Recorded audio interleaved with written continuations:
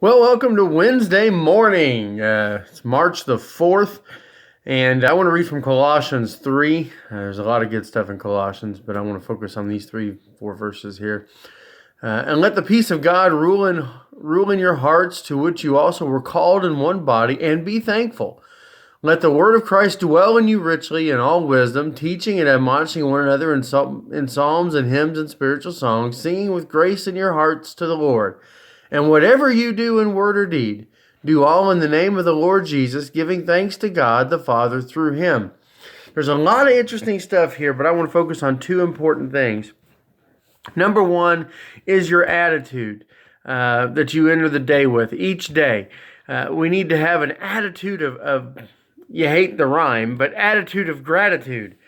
We really need to have that kind of thankfulness to God for a lot of different reasons. Number one, we woke up, we have life, we are able to start a new day. Number two, we woke up in a place with a roof over our heads, usually with some heat or some cooling, depending on your season. You had clothes, a bed to sleep in, and you probably got food in your fridge as well with which to eat. All things you need to be thankful for.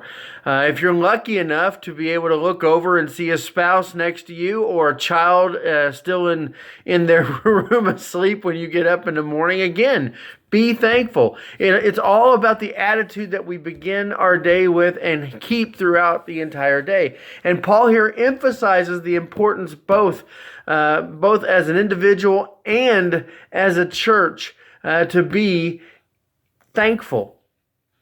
In fact, he almost ties it to the idea of how a church is going to grow their community, is how they're going to grow in their faith. Look at the last part there, in verse 17. Whatever you do in word or deed, do all in the name of the Lord Jesus, giving thanks to God the Father through him. So whatever you do today, this is the second thing.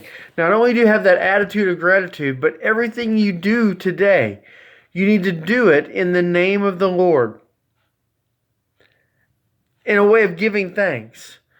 Lord, yes, I'm not going to be quiet. I'm going to reach out and talk to this person as I'm getting gas, because what I do in the name of the Lord. And I want to give thanks to God the Father through him. Whatever it may be, you need to do it in the name of the Lord. Now, that doesn't mean walking around smacking people on the head with a Bible and whatnot. You know what I'm talking about here.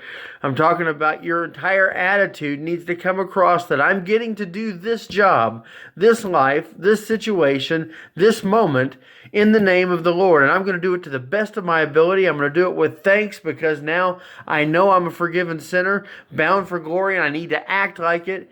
And because of that, I can do these things with this attitude. Man, if we have that attitude every day, the amount of change we could affect in the lives of those around us just because of what they're able to see us act like. So think about that today.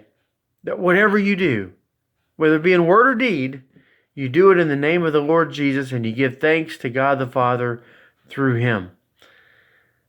I hope that you have a great day today. Don't forget tonight, we have Bible study at 7 o'clock, but before Bible study, we're having hot dogs and chili and all that good stuff from Gold Star at 6 o'clock at the church. So come and be a part of us tonight, and have a good meal and stay for some great study.